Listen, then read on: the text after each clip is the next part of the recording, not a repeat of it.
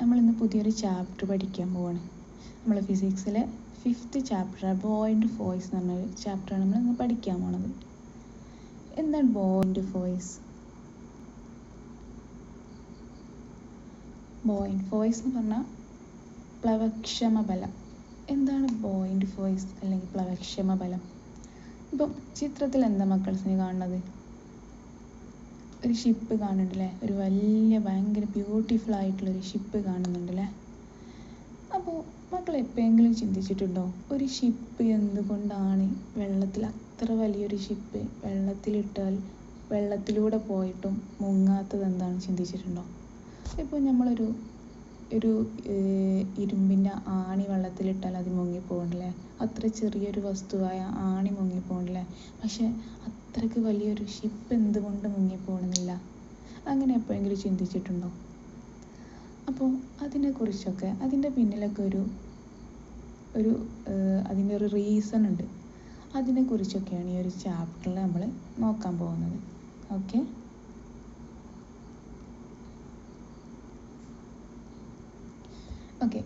അപ്പോൾ ഈ ചിത്രത്തിൽ എന്താ കാണുന്നത്? ഒരു ബക്കറ്റിൽ 3/4 ഭാഗം വെള്ളമുണ്ടല്ലേ. ആ വെള്ളത്തിലേക്ക് ഒരു ബോട്ടിൽ ഇമ്മേഴ്സ് ചെയ്യാൻ നോക്കുകയാണ്, മുക്കാൻ നോക്കുകയാണല്ലേ. അങ്ങനെ മുക്കുമ്പോൾ എന്താ സംഭവിക്കുക? ആ ബോട്ടിൽ മേലേക്ക് തിരിച്ചു വരും. അത് മുങ്ങാതെ, സിങ്ക് ചെയ്യാതെ ആ ബോട്ടിൽ എന്ത് ചെയ്യും? മേലേക്ക് ഇങ്ങനെ തള്ളൂലേ. നമ്മൾ എത്ര അടിക്ക് ഇമ്മേഴ്സ് ചെയ്താലും അത് വീണ്ടും മേലേക്ക് ഇങ്ങനെ പൊന്തി വരില്ലേ.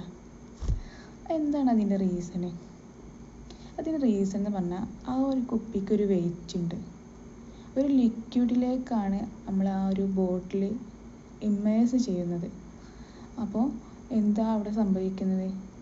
നമ്മളൊരു ലിക്വിഡിലേക്ക് ആ ഒരു ഒബ്ജക്റ്റ് ഇമ്മേഴ്സ് ചെയ്യുമ്പോൾ ആ ലിക്വിഡിൽ നിന്ന് ഒരു ഫോഴ്സ് പുറത്തേക്ക് വരുന്നുണ്ട്. ആ ബോട്ടിലിൻ്റെ മുകളിലേക്ക് ഒരു ഫോഴ്സ് വരുന്നുണ്ട്. ആ ഒരു ഫോഴ്സിന് പറയുന്ന പേരാണ് എന്ത്? ബോയന്റ് ഫോഴ്സ്. പ്ലവക്ഷമ ബലം എന്ന് പറഞ്ഞാൽ, ഒരു വസ്തു പൂർണ്ണമായോ ഭാഗികമായോ ഒരു ദ്രവത്തിൽ മുങ്ങിയിരിക്കുമ്പോൾ ആ വസ്തുവിൽ ദ്രവം മുകളിലേക്ക് പ്രയോഗിക്കുന്ന ബലമാണ് പ്ലവക്ഷമ ബലം. ഓക്കെ,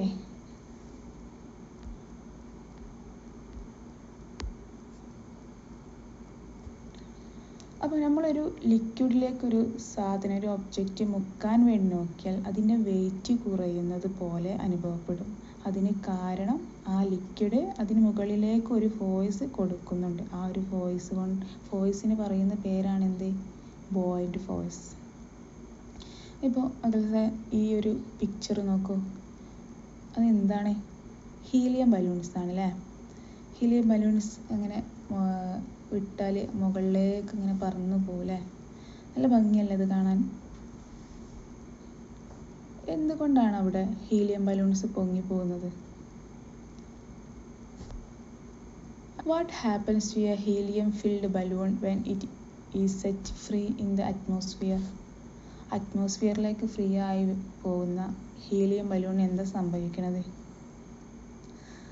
അവിടെ എന്താ സംഭവിക്കുന്നത് വെച്ചാൽ, ഹീലിയം ബലൂണിന് ചുറ്റും എയറുണ്ട്. നമ്മൾ അറ്റ്മോസ്ഫിയറിൽ നിറയെ എയർ ഉണ്ടെന്ന് നമുക്കറിയാം. ആ എയർ ഹീലിയം ബലൂണിലേക്ക് ഒരു ഫോഴ്സ് കൊടുക്കുന്നുണ്ട്. ആ ഫോഴ്സിന് പറയുന്ന പേരാണ് ബോയന്റ് ഫോഴ്സ്. അപ്പോൾ നമ്മൾ നേരത്തെ പഠിച്ചു, ഒരു ലിക്വിഡ് അതിൻ്റെ മുകളിലേക്ക് ഒരു ഫോഴ്സ് കൊടുക്കുന്നുണ്ട്, അത് ബോയന്റ് ഫോഴ്സ് ആണ്. അതേപോലെ തന്നെ ഇവിടെ എയറും ഫോഴ്സ് കൊടുക്കുന്നുണ്ട്. അപ്പോൾ ഇവിടെ ശ്രദ്ധിക്കാനുള്ളൊരു കാര്യം എന്ന് പറഞ്ഞാൽ എന്താണ്? ലിക്വിഡും ഗ്യാസും ബോയന്റ് ഫോഴ്സ് കൊടുക്കുന്നുണ്ട്. അതായത് ലിക്വിഡ് പ്ലസ് ഗ്യാസ്, ഇതിന് രണ്ടിനും കൂടെ പറയുന്ന പേരാണ് ഫ്ലൂയിഡ്സ്. അപ്പം ഫ്ലൂയിഡ്സുകൾ എന്ത് ചെയ്യുന്നുണ്ട്? ബോയന്റ് ഫോഴ്സ് കൊടുക്കുന്നുണ്ട്.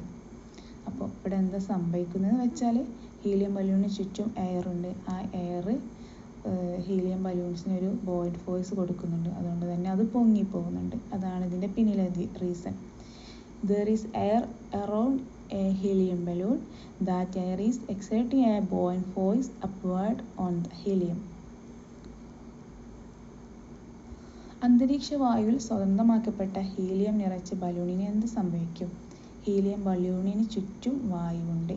ഹീലിയം നിറച്ച ബലൂണിന് ഭാരമുണ്ടെങ്കിലും അതിനേക്കാൾ കൂടിയ ഒരു പ്ലവക്ഷമ ബലം, അതായത് ബോയിൻ്റ് ഫോഴ്സ് അന്തരീക്ഷ വായു മുകളിലേക്ക് പ്രയോഗിക്കുന്നത് മൂലമാണ് ഹീലിയം ബലൂൺ പൊങ്ങുന്നത്. അപ്പോൾ ഫ്ലൂയിഡ്സിന് ബോയിൻ്റ് ഫോഴ്സ് ഉണ്ട്. ദ്രാവകങ്ങൾ, അതായത് ഫ്ലൂയിഡ്സ് എന്ന് പറഞ്ഞാൽ ദ്രാവകങ്ങൾ എന്ന് പറഞ്ഞാൽ വാതകം, ദ്രാവകം രണ്ടും പെടും. അതിന് പ്ലവക്ഷമ ബലം നൽകുന്നുണ്ട്. ഓക്കെ,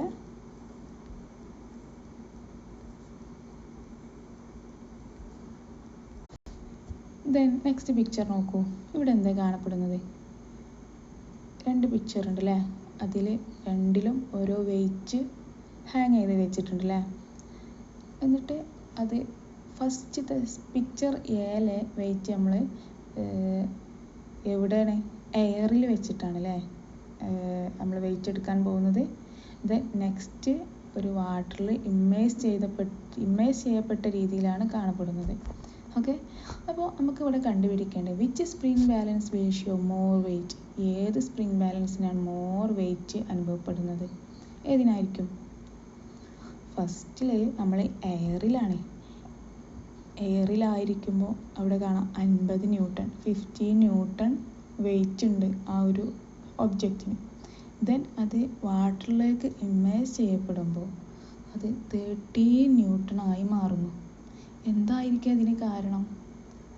യെസ്, അതായത് വാട്ടറിൽ അത് ഇമ്മേഴ്സ് ചെയ്യപ്പെടുമ്പോൾ ആ വാട്ടർ അതിലേക്കൊരു ഫോഴ്സ് തള്ളപ്പെടുന്നുണ്ട്. ആ ഫോഴ്സിന് പറയുന്ന പേരാണ് എന്ത്? Yes, buoyant force. നമ്മൾ പഠിച്ചു ബോയിൻ്റ് ഫോഴ്സ്.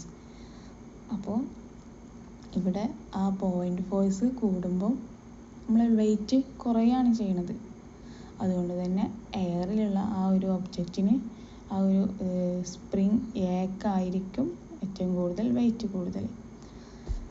അപ്പോൾ ഇവിടെ ബോയിൻ്റ് ഫോഴ്സ് നമുക്ക് എങ്ങനെ കണ്ടുപിടിക്കാൻ പറ്റും? അതായത് ബോയിൻ്റ് ഫോഴ്സ് കണ്ടുപിടിക്കാൻ ഒരു സിമ്പിൾ മെത്തേഡ്, ഒരു ഇക്വേഷൻ ഉണ്ട്. അതായത് എയറിലെ വെയിറ്റ് മൈനസ് ലിക്വിഡിലെ വെയിറ്റ്, അത് രണ്ടും കൂടെ മൈനസ് ചെയ്താൽ നമുക്ക് ബോയിൻ്റ് ഫോഴ്സ് കിട്ടും. ഇവിടെ എയറിലെ വെയിറ്റ് 15 ന്യൂട്ടൺ ആയിരുന്നു. ദെൻ ലിക്വിഡിലെ വെയിറ്റ് എത്ര? 13. അപ്പം എയറിലെ വെയിറ്റ് മൈനസ് ലിക്വിഡിലെ വെയിറ്റ് ഈക്വൽ ടു എത്ര നമുക്ക് കിട്ടി ഇവിടെ? യെസ്, 20 ന്യൂട്ടൺ ആണ് ഇവിടുത്തെ ബോയിൻ്റ് ഫോഴ്സ്.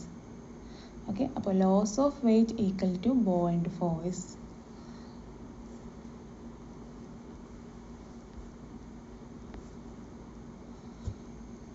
അതായത് ഭാരം എത്രയാണോ കുറഞ്ഞത് അത് നമ്മളെ പ്ലവക്ഷമ ബലത്തിന് തുല്യമായിരിക്കും.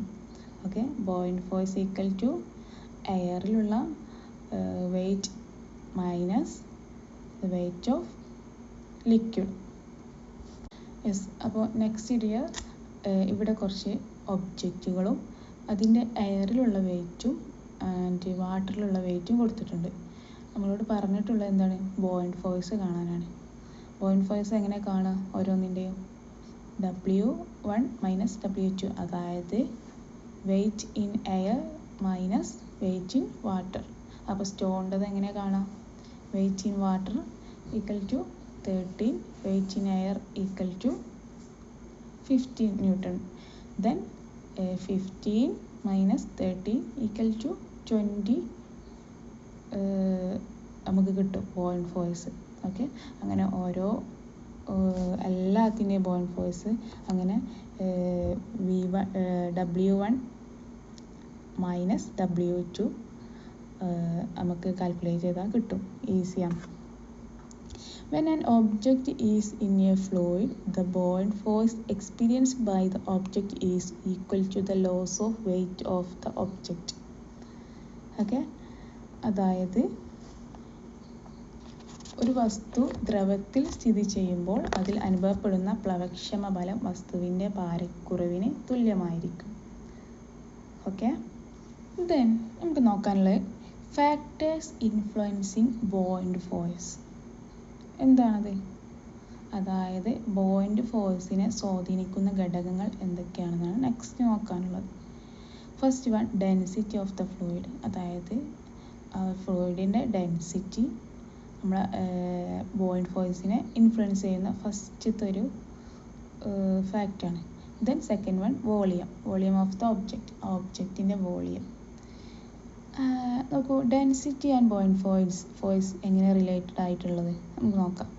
ഈ ഒരു പിക്ചറിൽ കാണാൻ പറ്റും 3 വെയിറ്റും സെയിം ആയിട്ടുള്ള ഒരു ഒബ്ജക്റ്റ്.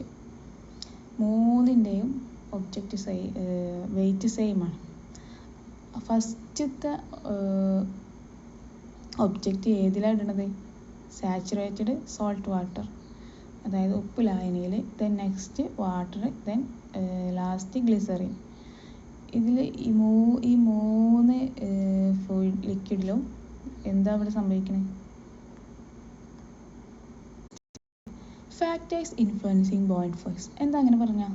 അതായത് ബോയിൻഡ് ഫോഴ്സിനെ ഇൻഫ്ലുവൻസ് ചെയ്യുന്ന ഫാക്ടേഴ്സ് ഏതൊക്കെയാണെന്ന്. അതിൽ first one, density of the fluid. അതായത് ഒരു ഫ്ലൂയിഡിൻ്റെ ഡെൻസിറ്റി ഡിപ്പെൻഡ് ചെയ്തിരിക്കും buoyant force. Then second one, volume of the object. ആ ഒരു ഒബ്ജക്റ്റിൻ്റെ വോളിയവും നമ്മൾ ബോയിൻഡ് ഫോഴ്സിനെ ഡിപ്പെൻഡ് ചെയ്തിട്ടിരിക്കുന്നുണ്ട്. സോ നമുക്ക് ഫസ്റ്റ് തന്നെ density and buoyant force relationship നോക്കാം. അതായത് ഈ ചിത്രം നോക്കൂ, അതിലെന്താ കാണുന്നത്? ഒരേ വെയിറ്റുള്ള, ഒരേ മാസ്സുള്ള ഒരു ഒബ്ജക്റ്റ് ഡിഫറെൻറ്റ് ലിക്വിഡിൽ ഇമ്മേഴ്സ് ചെയ്യാൻ നോക്കുകയാണ് അല്ലേ. ഫസ്റ്റ് വൺ ഏതാണ്? Saturated salt water. Then second one water. Then last one glycerine. Okay. അപ്പോൾ ഇവിടെ എന്താ സംഭവിക്കണേ? ഇവിടെ ആ ഒരു ഒബ്ജക്റ്റിൻ്റെ മാസ് എന്ന് പറയുന്നത് 100 ഗ്രാമാണ്. നമുക്കതിനെ ന്യൂട്ടണിലേക്ക് മാറ്റണം. അതിനെ ന്യൂട്ടണിലേക്ക് മാറ്റിയാൽ നമുക്ക് 0.98 ന്യൂട്ടൺ മാസ് കിട്ടും.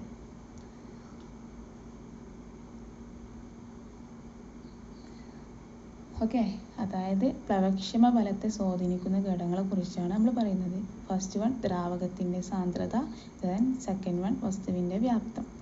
അപ്പോൾ സാന്ദ്രതയും പ്രവക്ഷമ ബലവും തമ്മിലുള്ള ബന്ധമാണ് നമ്മളിപ്പോൾ നോക്കുന്നത്. അതിൽ ആ ഒരു ചിത്രം മക്കൾ സൂക്ഷിച്ച് നോക്കുക. അതിൽ ഒരേ മാസ്സുള്ള ഒരു വസ്തുവിനെ നമ്മൾ ഡിഫറെൻ്റ് ആയിട്ടുള്ള ഓരോ ലിക്വിഡിൽ ഇമേഴ്സ് ചെയ്യാൻ നോക്കണം. അപ്പോൾ അതിൻ്റെ മാസ് നമുക്ക് ന്യൂട്ടണിലാക്കിയാൽ എന്ത് കിട്ടും? 0.98 ന്യൂട്ടൺ കിട്ടുന്നുണ്ട്. സോ അപ്പോൾ ഇവിടെ 3 ലിക്വിഡിനും ആ ഒരു weight of slotted weight in liquid, അതായത് ആ തൂക്ക് കട്ടിയുടെ ദ്രാവകത്തിലെ ഭാരവും കൊടുത്തിട്ടുണ്ട്. ദ്രാവകത്തിൻ്റെ ഏതൊക്കെ ദ്രാവകം എന്നും കൊടുത്തിട്ടുണ്ട്. നമ്മളോട് കാണാൻ പറഞ്ഞിട്ടുള്ളത് അവിടുത്തെ ബോയിൻഡ് ഫോഴ്സ് ആണ്. അവിടുത്തെ ലോസ് ഓഫ് വെയിറ്റ്, അവിടെ എത്ര വെയിറ്റാണ് ലോസ് ചെയ്തതാണ് നമുക്ക് കാണാൻ പറഞ്ഞിട്ടുള്ളത്. ഓക്കെ. അപ്പോൾ ഇവിടെ എങ്ങനെ കാണുക? അതായത് ആ ഒരു വസ്തുവിൻ്റെ മാസ് എന്ന് പറയുന്നത് എത്രയാണ്? നമ്മൾ ന്യൂട്ടണിലേക്ക് ആക്കിയപ്പോൾ 0.98 ന്യൂട്ടൺ കിട്ടി. അപ്പോൾ ഇവിടെ എങ്ങനെയാണ്? First one, saturated salt in water എങ്ങനെ കാണാം? Weight of slotted weight in ലിക്വിഡിനെ നമുക്ക് ആ ഒരു മാസ് കൊണ്ട് മൈനസ് ചെയ്താൽ കിട്ടുന്നതാണ് അവിടുത്തെ ബോയിൻഡ് ഫോഴ്സ് എന്ന് പറയുന്നത്. അപ്പോൾ first one 0.98 minus 0.68 equal to എത്ര കിട്ടും? 0.3 ന്യൂട്ടൺ. അങ്ങനെ ഓരോന്നിൻ്റെയും ബോയിൻഡ് ഫോഴ്സ് നമുക്ക് കണ്ടുപിടിക്കാൻ പറ്റും. സോ നമുക്ക് ഇതിൽ നിന്നും കിട്ടുന്ന എന്താണ്? ഡെൻസിറ്റി ആൻഡ് ബോയൻസി റിലേഷൻഷിപ്പ് എങ്ങനെയായിരിക്കും? As density of liquid increases buoyant force also increases. അതായത് ആ ഒരു ലിക്വിഡിൻ്റെ ഡെൻസിറ്റി കൂടുന്നതിനനുസരിച്ച് അതിൻ്റെ പ്രവക്ഷമ ബലവും കൂടുന്നുണ്ട് എന്നാണ് നമുക്ക് ഈ ഒരു ടേബിളിൽ നിന്ന് മനസ്സിലാക്കാൻ പറ്റുക. ഓക്കെ.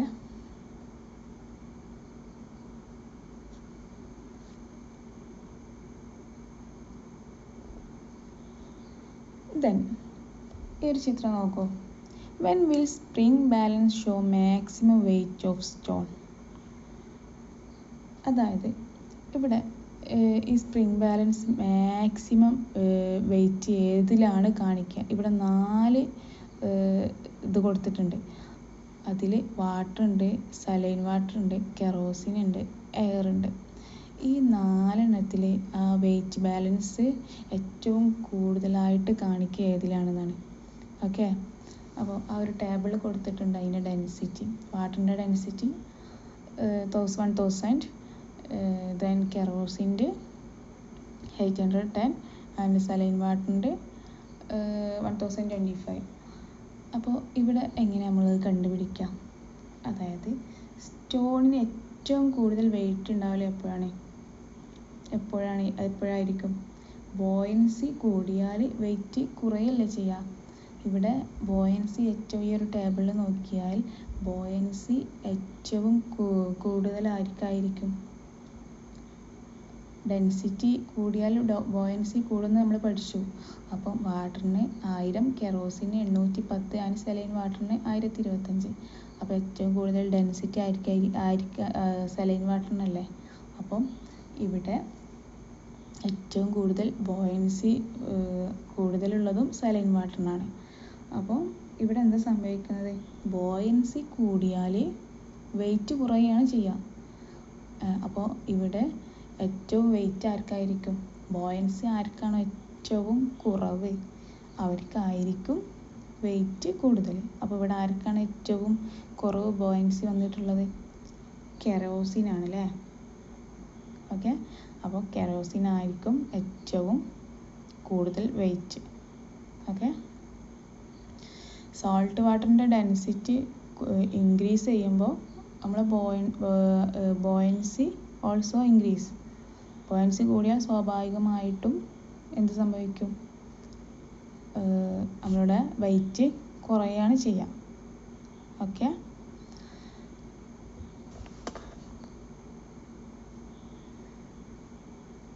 അതായത് സ്പ്രിംഗ് ബാലൻസ് എപ്പോഴാണ് കല്ലിൻ്റെ പരമാവധി ഭാരം കാണിക്കുന്നത്? അതിൽ ജലം, ഉപ്പ് ലായനി, മണ്ണെണ്ണ, വായു, ഇതിലൊക്കെ നമുക്ക് നോക്കിയാൽ ഏറ്റവും കൂടുതൽ ഡെൻസിറ്റി ഉള്ളത് ഉപ്പ് ലായനിക്കാണ്. അപ്പോൾ ഡെൻസിറ്റി കൂടിയാൽ ബോയൻസി ഫോഴ്സ്, അതായത് പ്ലവക്ഷമ ബലവും കൂടും. പ്ലവക്ഷമ ബലം കൂടിയാൽ സ്വാഭാവികമായിട്ടും ആ ഒരു ഒബ്ജക്റ്റിൻ്റെ വെയിറ്റ് കുറയാണ് ചെയ്യുക. ഇവിടെ വെയിറ്റ് ഏറ്റവും കൂടുതൽ ആർക്കാണെന്നാണ് ചോദിച്ചത്. അപ്പോൾ നമ്മൾ എന്താണ് ഇതിന് ആൻസർ? ഏറ്റവും ഡെൻസിറ്റി കുറവുള്ളതിനായിരിക്കും ഏറ്റവും വെയിറ്റ് കൂടുതൽ. സോ ഏറ്റവും ഭാരം കാണിക്കുന്നത് മണ്ണെണ്ണയിലായിരിക്കും. ദെൻ ചിത്രം നോക്കൂ. An egg sinks in fresh water but float on saturated salt water. Why? അതായത് എന്താണ്? ഒരു എഗ്ഗ് നമ്മൾ സോൾട്ട് വാട്ടറിൽ ഇട്ടാൽ പൊങ്ങിക്കിടക്കും, ഫ്ലോട്ട് ചെയ്യും. ദെൻ പ്യുവർ വാട്ടറിൽ, ശുദ്ധജലത്തിലിട്ട് എന്ത് സംഭവിക്കണേ? അത് സിങ്ക് ചെയ്യും. എന്താണ് ഇതിൻ്റെ റീസൺ? അതിന് റീസൺ പറഞ്ഞാൽ an egg sinks in fresh water but floats on saturated salt water because the salt water is denser than the fresh water. അതായത് ഇവിടെ എന്താ സംഭവിക്കണേ? ഇവിടെ സംഭവിക്കുന്നത് എന്താണെന്ന് വെച്ചാൽ ശുദ്ധജലത്തേക്കാൾ ഇപ്പോൾ ഫ്രഷ് വാട്ടറിനേക്കാൾ സാന്ദ്രത കൂടുതലായിരിക്കും ഏതിന്? നമ്മുടെ സോൾട്ട് വാട്ടറിന്, അതായത് ഉപ്പ് ലായനിക്ക് ഏറ്റവും സാന്ദ്രത കൂടുതലായിരിക്കും. അപ്പം സാന്ദ്രത കൂടുമ്പം അവിടെ ബോയൻസി കൂടും, അതായത് പ്ലവക്ഷമ ബലം കൂടും. അതിനാലാണ് അപ്പോൾ പ്ലവക്ഷമ ബലം കൂടുമ്പം എന്ത് സംഭവിക്കുന്നത്? അപ്പം അവിടെ ഒരു പ്ലവക്ഷമ ബലം കൂടുമ്പോൾ അതിങ്ങനെ പുറത്തേക്ക് ഇങ്ങനെ ഒരു ഫോഴ്സ് കൊടുക്കൂലേ? അതിനാലാണ് കോഴിമുട്ട ഉപ്പ് ലായനിയിൽ പൊങ്ങിക്കിടക്കുന്നത്. ഓക്കെ, നമ്മുടെ ശുദ്ധജലത്തേക്കാൾ അപേക്ഷിച്ച് നമ്മുടെ സോൾട്ട് വാട്ടറിൽ കൂടുതലായിരിക്കും എന്ത്? ഡെൻസിറ്റി കൂടുമ്പം സ്വാഭാവികമായിട്ടും എന്ത് ചെയ്യും? അവിടെ നമ്മളെ ബോയൻസി കൂടും, പ്ലവക്ഷമ ബലം കൂടും. അപ്പം അവിടെ ഫ്ലോട്ട് ചെയ്യാണ് ചെയ്യുന്നത്. Okay, then as a ship moves from fresh water lake to sea, it rises further. എന്താണ് ഒരു കപ്പൽ ശുദ്ധജല തടാകത്തിൽ നിന്ന് കടലിലേക്ക് കടക്കുമ്പോൾ അവിടെ എന്താ സംഭവിക്കുന്നത്? അത് കുറച്ചും കൂടെ ഒന്ന് ഉയരില്ലേ? എന്താണ് ഇതിന് കാരണം? എന്തായിരിക്കും ഇതിന് കാരണം? അവിടെയും ഈ സെയിമാണ്. അതായത് നമ്മളെ സീയിൽ ഉപ്പിൻ്റെ സോൾട്ടിൻ്റെ അംശം കൂടുതലായിരിക്കും. അപ്പോൾ അവിടെ എന്താ സംഭവിക്കുന്നത്? അവിടെ ഡെൻസിറ്റി കൂടും. ഡെൻസിറ്റി കൂടുമ്പം എന്താ ബോയൻസി കൂടും. ബോയൻസി കൂടിയാൽ പൊങ്ങാനുള്ളൊരു എന്തുണ്ടാവും? ഒരു ബലം, ഒരു ഫോഴ്സ്. ആ ഒരു ഡെൻസിറ്റി കൂടുമ്പം ഒരു ഫോഴ്സ് അവിടെ ഉണ്ടാവും. അതാണ് ബോയിൻ്റ് ഫോഴ്സ്. സോ അവിടെ എന്താണ് സംഭവിക്കുന്നത്? ബോയൻസി കൂടുന്നതുകൊണ്ട് തന്നെ അവിടെ ഫ്ലോട്ടിങ് സംഭവിക്കുകയാണ് ചെയ്യുന്നത്. അതേപോലെ no one completely drowns in the Dead Sea. അതായത് ചാവുകടലിൽ മുങ്ങൂല, ആരും മുങ്ങൂല, നമ്മളിങ്ങനെ പൊങ്ങിക്കിടക്കും. അതിൻ്റെ റീസണും ഇത് തന്നെയാണ്. കടലിൽ ഉപ്പിൻ്റെ അംശം കൂടുതലായിരിക്കും. സോ എന്താണ് അവിടെ സംഭവിക്കുന്നത്? ബോയൻസി കൂടും. ഡെൻസിറ്റി കൂടുമ്പോൾ ബോയൻസി കൂടും. സോ അവിടെ ഒരു ഫോഴ്സ് അടിയിൽ നിന്ന് അങ്ങോട്ട് മേലേക്ക് വരും. അപ്പോൾ നമ്മൾ പൊന്തിക്കിടക്കും.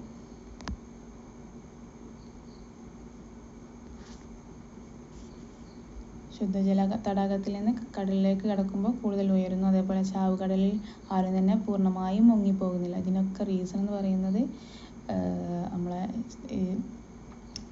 സീയിൽ, കടൽ വാട്ടറിൽ ഉപ്പിൻ്റെ അംശം കൂടുതലായിരിക്കും. അപ്പം അവിടെ ഡെൻസിറ്റി കൂടുതലാണ്. ഡെൻസിറ്റി കൂടുമ്പം ബോയൻസി ഫോഴ്സ്, അതായത് പ്ലവക്ഷമ ബലം കൂടും.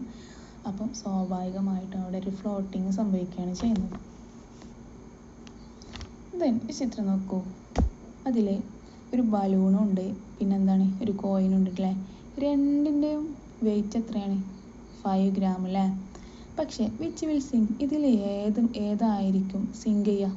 ഏതായിരിക്കും താഴോട്ട് പോവുക, മുങ്ങുക? ഏതായിരിക്കും?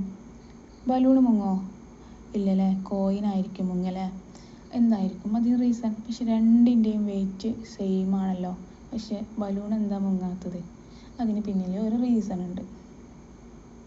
അതായത് volume and buoyancy relationship. As volume of solid immersed increases, buoyant force also increases. അതായത് വോളിയം ഓഫ് സോളിഡിൻ്റെ വോളിയം ഇൻക്രീസ് ചെയ്യുമ്പോൾ ബോയൻസി ഫോഴ്സ് ഓൾസോ ഇൻക്രീസസ്. അതാണ് അതിൻ്റെ കാരണം.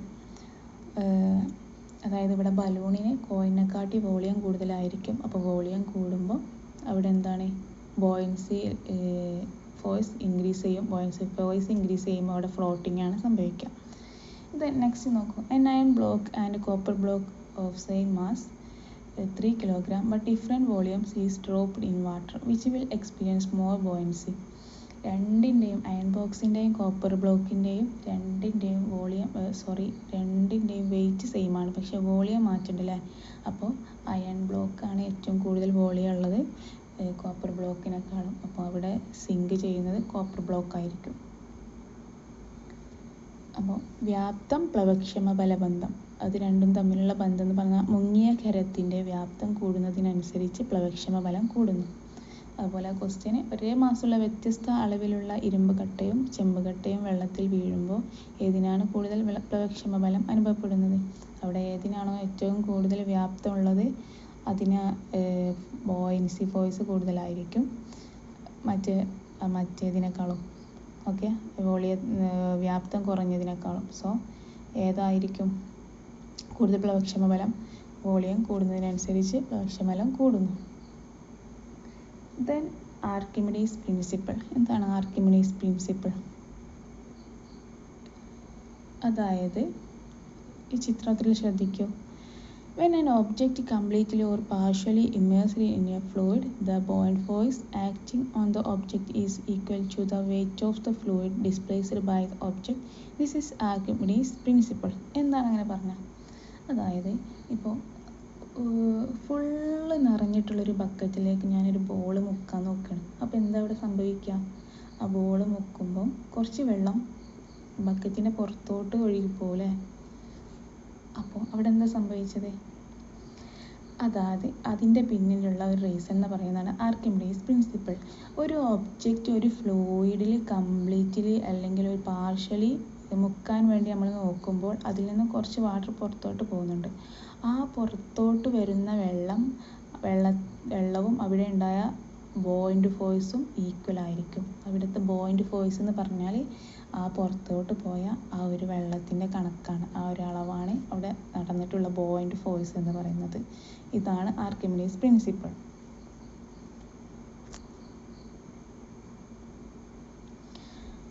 ഒരു വസ്തു ദ്രവത്തിൽ പൂർണ്ണമായോ ഭാഗികമായോ മുങ്ങിയിരിക്കുന്നത് ആ ഒരു വസ്തുവിൽ ദ്രവം പ്രയോഗിക്കുന്ന പ്ലവക്ഷമ ബലം വസ്തു ആദേശം ചെയ്യുന്ന ദ്രവത്തിന്റെ ഭാരത്തിന് തുല്യമായിരിക്കും. ഇതാണ് Archimedes principle. Okay.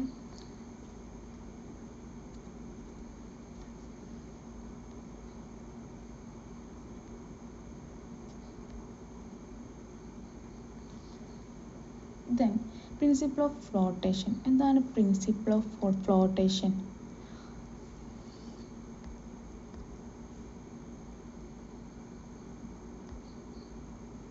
Principle of flotation അതായത് ആ ഒരു ചിത്രം നോക്കൂ.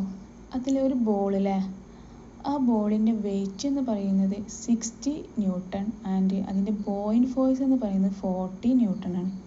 Will the football sink or float? ആ ഫുട്ബോൾ സിങ്ക് ചെയ്യോ ഫ്ലോട്ട് ചെയ്യോ എന്നാണ് അവിടെ ചോദിച്ചിട്ടുള്ളത്.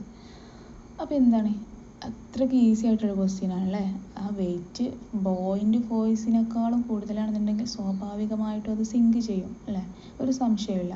Okay. Then here if the buoyancy force and weight both are same then will the football sink or float? അതായത് ഇവിടെ അപ്പോൾ ഇവിടെ എന്താ ചോദിച്ചിട്ടുള്ളത്? ഇവിടെ പ്ലവക്ഷമ ബലവും ഭാരവും, അതായത് ബോയിൻസി ഫോഴ്സും അതേപോലെ അതിൻ്റെ വെയിറ്റും രണ്ടും ഒരുപോലെയാണെങ്കിൽ അവിടെ ഫുട്ബോൾ സിങ്ക് ചെയ്യുമോ അല്ലെങ്കിൽ ഫ്ലോട്ട് ചെയ്യുമോ, അല്ലെങ്കിൽ മുങ്ങിപ്പോകുമോ അല്ലെങ്കിൽ പൊങ്ങിക്കിടക്കുമോ? അതാണ് ഇവിടുത്തെ ക്വസ്റ്റ്യൻ എന്ന് പറയുന്നത് അല്ലേ. എന്തായിരിക്കും ഇതിന് പിന്നിലെ റീസൺ? പ്രിൻസിപ്പിൾ ഓഫ് ഫ്ലോട്ടേഷൻ എന്ന് പറഞ്ഞാൽ when an object floats on a fluid the weight of the object and the weight of the fluid displaced are equal. എന്താണ് അങ്ങനെ പറഞ്ഞാൽ, ഒരു ഒബ്ജക്റ്റിനെ നമ്മൾ മുക്കാൻ നോക്കുമ്പോൾ അതിൻ്റെ ആ മുക്കുന്ന ഒബ്ജക്റ്റിൻ്റെ ഇമ്മേഴ്സ് ചെയ്യുന്ന ഒബ്ജക്റ്റിൻ്റെ സെയിം വെയിറ്റ് ആയിരിക്കും, വെയിറ്റും നമ്മളെ ബോയൻസി ഫോഴ്സിൻ്റെ വെയിറ്റും സെയിം ആണെന്നുണ്ടെങ്കിൽ അവിടെ ആ വസ്തു പൊങ്ങിക്കിടക്കും. അതാണ് പ്രിൻസിപ്പിൾ ഓഫ് ഫ്ലോട്ടേഷൻ. അതായത് weight of the body equal to buoyant force. പ്ലവന തത്വം, ഫ്ലോട്ടേഷനോ പ്രിൻസിപ്പിൾ ഓഫ് ഫ്ലോട്ടേഷൻ എന്ന് പറഞ്ഞാൽ പ്ലവന തത്വം. ഒരു വസ്തു ദ്രവത്തിൽ പൊങ്ങിക്കിടക്കുമ്പോൾ വസ്തുവിൻ്റെ ഭാരവും വസ്തു ആദേശം ചെയ്യുന്ന ദ്രവത്തിൻ്റെ ഭാരവും തുല്യമായിരിക്കും. ഇതാണ് പ്ലവന തത്വം. അതായത് വസ്തുവിൻ്റെ ഭാരം ഈക്വൽ ടു പ്ലവക്ഷമ ബലത്തിന് തുല്യമായിരിക്കും എന്ത്, വസ്തുവിൻ്റെ ഭാരം എന്ന് പറയുന്നത്. ഓക്കെ. Then relative density. എന്താണ് relative density? Density of water equal to എത്രയാണെന്നറിയോ? 1000 kg/m³ ആണ്.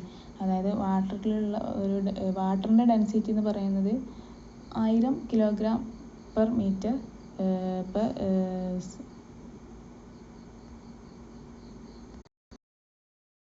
അപ്പോൾ നമ്മൾ റിലേറ്റീവ് ഡെൻസിറ്റി എന്താണെന്ന് പഠിച്ചു അല്ലേ.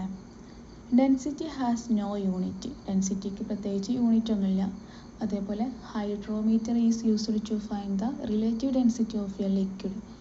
ഒരു ലിക്വിഡിൻ്റെ റിലേറ്റീവ് ഡെൻസിറ്റി കണ്ടുപിടിക്കണേ നമ്മൾ ഹൈഡ്രോമീറ്റർ യൂസ് ചെയ്തിട്ടാണ് കണ്ടുപിടിക്കുക.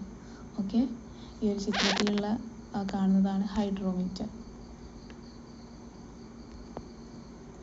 അതായത് സാന്ദ്രതയ്ക്ക് യൂണിറ്റ് ഇല്ല. അതുപോലെ ഒരു ദ്രാവകത്തിൻ്റെ ആപേക്ഷിക സാന്ദ്രത കണ്ടെത്താൻ ഹൈഡ്രോമീറ്റർ നമ്മൾ ഉപയോഗിക്കുന്നു. അപ്പോൾ ഇത്രയൊക്കെയാണ് നമ്മൾ ഈ ഒരു ചാപ്റ്ററിൽ മെയിനായിട്ട് പഠിക്കാനുള്ള കാര്യങ്ങൾ. Okay, thank you dears.